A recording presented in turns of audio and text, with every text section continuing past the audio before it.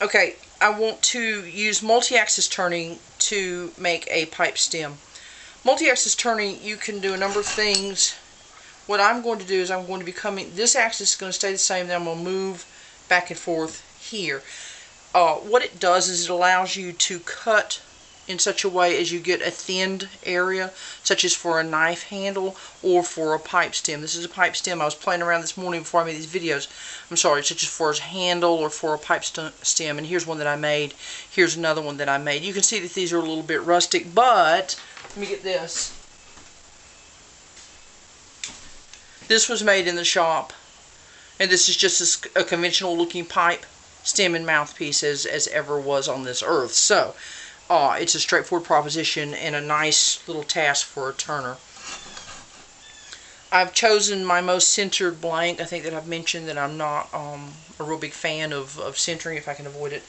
So first thing I'm going to do is turn down the blank. Actually, the first thing I'm going to do is get a little bit more throw.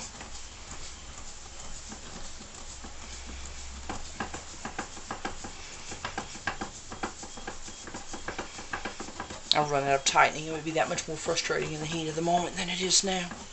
Here we go.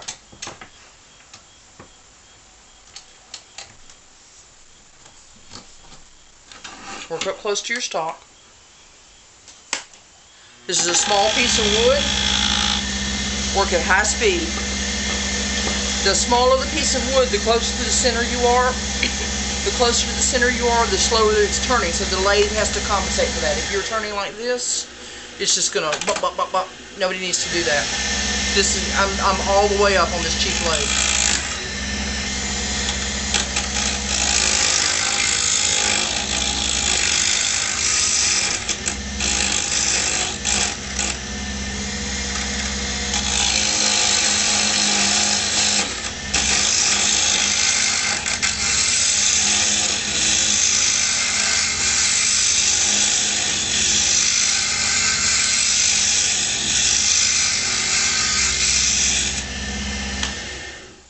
Okay, we're almost at round. I feel a flat spot. By the time I've smoothed this, it's not going to matter, so I'm not going to worry about it at this point now. Move this just over. I don't know if you can see. What I'm going to do is I'm going to go over from center and over from center. So here.